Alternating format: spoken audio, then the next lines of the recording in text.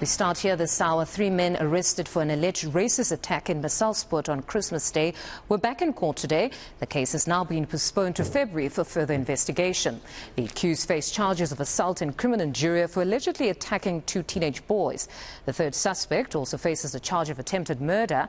He was captured on video allegedly trying to drown one of the boys. The incident sparked global outrage and anger among South Africans, as well as the government and political parties. Our reporter Moloko Moloto is at the Bloemfontein Magistrate Court for us and joins us with the very latest. Moloko, good morning yet again. Quite a brief appearance. We understand it's now postponed to February.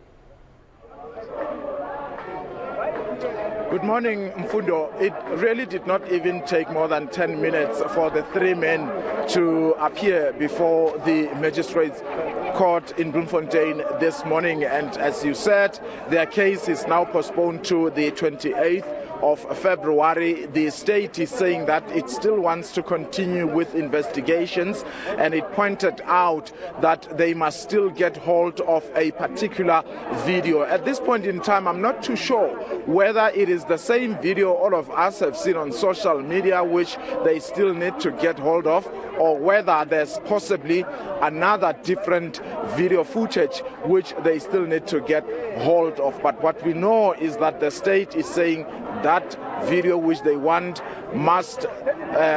they must be able to get it so that they can continue. So what is happening is that the 3 men remain out.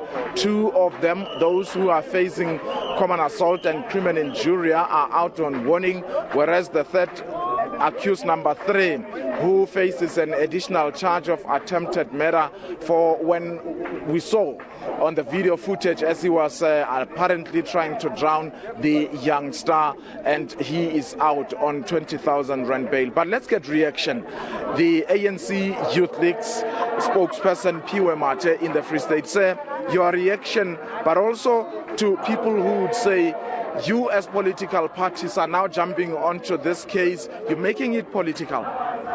Thank you very much, and greetings to all the viewers. I must state that we're here to send out a very clear message that every human being, regardless of their creed or the color of their skin or their religion or their race, deserves dignity in South Africa. And that is what has been fought for, and that is what the struggle in South Africa was in large mainly about. We are obviously of the view that justice delayed is not justice denied.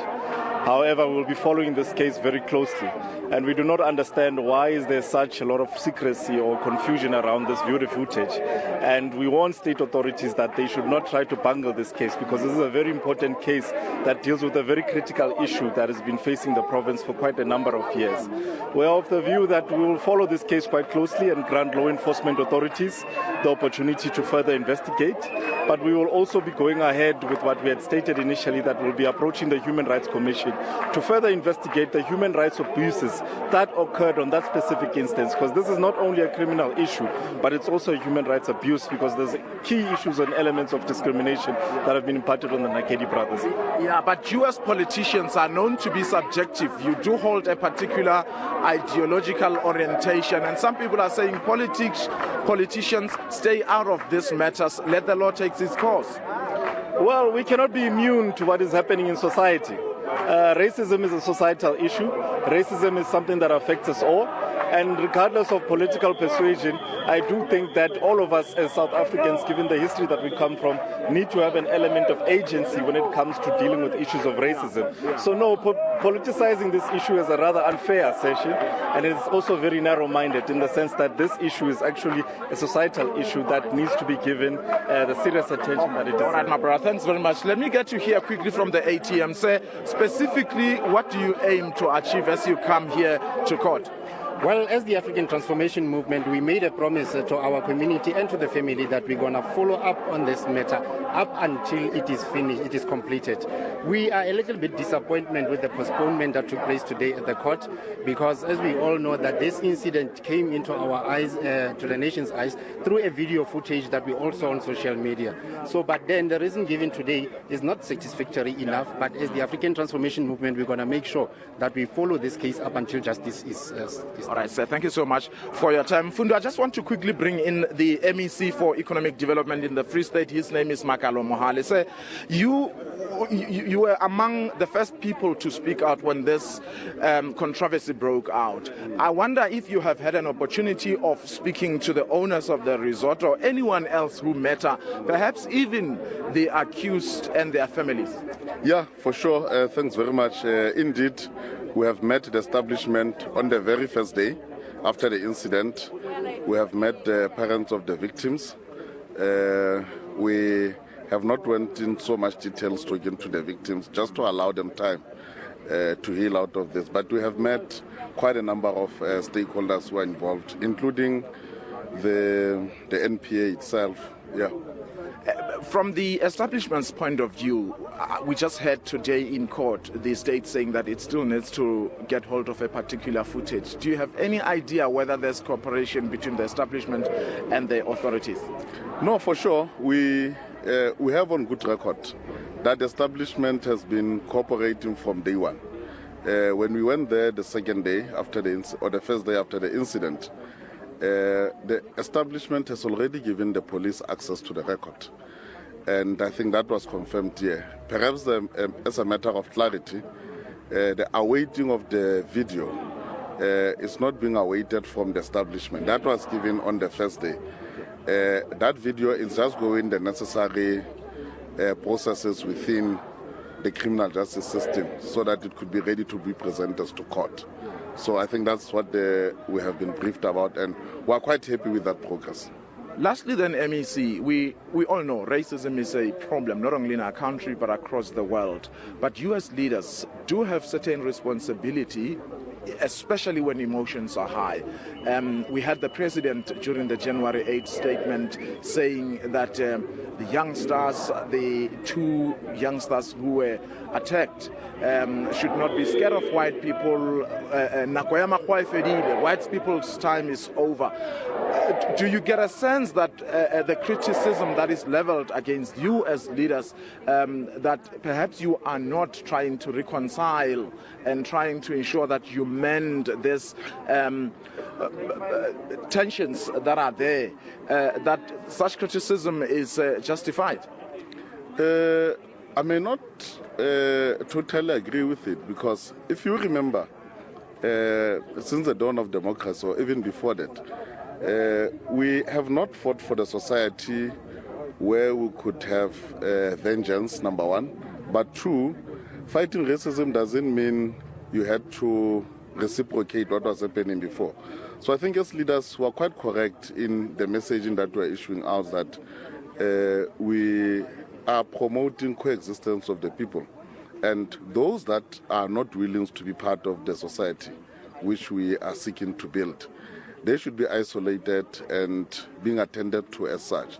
So as leaders, I know many people expect that we should always be taking extraordinary measures to emphasize this point. But we said racism is bad, and racism is not only against one race.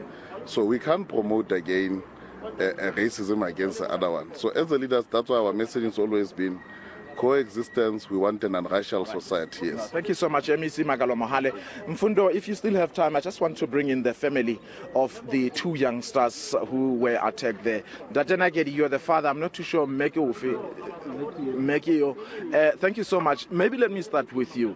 Your reaction, the postponement until the 28th of February. Are you happy with this postponement? Yes, we are so far good, in the sense that there are further investigations, and the state is very much seized with the matter. So we are in the hands of the NPA so far. The investigations up to so far, are you confident that ultimately justice will be done? We just heard that the state still needs to get hold of a particular footage. Do you know even as to whether it is the same footage we have all seen through social media, or it's a different footage that the state still needs to get hold of?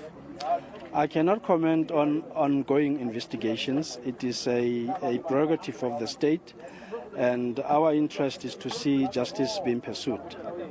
At this point in time, we know that there's a criminal case, at least that's what we're here for. Are you perhaps as the family pursuing civil case against this gentleman or anyone else in this matter? That is a matter that is seized with our lawyers, and they will make an announcement in due course. Let's talk about the youngsters. How have they been coping? There have been so much attention on them. The president invited them as his guests during the January 8 statement. The world now know their faces. Are they under any immense pressure, or has there been any form of secondary victimization, considering the fact that, after all, they live in this very same community? Well, as a family, we have taken measures to protect them. It cannot be a total ban on their lives. However, they are at the moment trying to take it easy. As you may be aware, there has been a resumption of academic activities, and they are now focusing on what needs to be done at their age. Overall, as you conclude, you are hoping that you are confident that at the end justice will be served? Yes, we are confident. Denagedi, thank you so much. I suppose he's your lawyer. Are you in a position just to brief us about possible civil litigation, sir? Maybe if you can give us your name as well. Yes, I'm Advocate Moloko Moloto. Yes, we have consulted with the family. For now, we were pursuing this criminal case so that justice is not only done but being seen to be done. Of course, through our consultation with the family, we are going to pursue civil litigation against the perpetrators, and there are processes which are now underway. Not only that, we have also approached the South African Human Rights Commission, because this is clearly the act of racism within the constitutional democracy within this country. So we must make sure that the fundamental rights of the Nageji brothers are affirmed and protected through the rule of law. All right, thank you so much. Just a quick one, Dr. Nagedi. How are the boys doing? Are they coping? They are trying in the circumstances, yes. So I think they are attending to some social needs and psychological support at a professional level. Thank you so much, Mfundo. The family of the two boys who were seen attacked there on Christmas Day at Maselspoort resort here in Bloemfontein. Of course, as you can see perhaps behind me, you would see members of the economic freedom fighters who came out in their numbers, and political parties across the party lines came out to support the family. And as matters stand, we are waiting for February 28 to see as to whether this case is ready for trial or not. I must note that it's quite a different picture to a bit earlier on, around 9 o'clock, because we're almost certain that political parties would have lost interest in the case, but they've proven everybody wrong, that they're still there, and it's most certainly still a very problematic issue, that of racism in the Free State. No, absolutely. I mean, when we got here at 9 o'clock, I could only identify two men who were wearing EFF colors. All these other political parties at that time were not even present. And even those who are here from the ANC Youth League, I mean, you can count at least up to 2 or 3 or 5, and from the ATM, and mainly they were seated inside the public gallery. Of course, the EFF as well was there, but in the main, the EFF is the one that came out in large numbers. And Mfundo, as I said, the issue of racism certainly is an emotive issue. You might have heard during the January 8 statement, the President of the Republic here in Bloemfontein and the President of the ANC, Cyril Ramaphosa, inviting the two young stars, having them stand there on the podium in a fully packed stadium, full glare of television cameras, lauding them really as heroes, saying that these are young stars who are not scared of challenging anyone who is trying to oppress them. But the remarks by the ANC president to say that they must not be scared of white people, white people's time in South Africa is over, that has angered some of the people who felt that the president should have been reconciliatory one way or the other. Of course, some people believe, yes, the time for oppression is certainly over, and no one should be living in a free and democratic country fearing someone else on the basis of race or whatever reason that those who may be trying to attack may be having.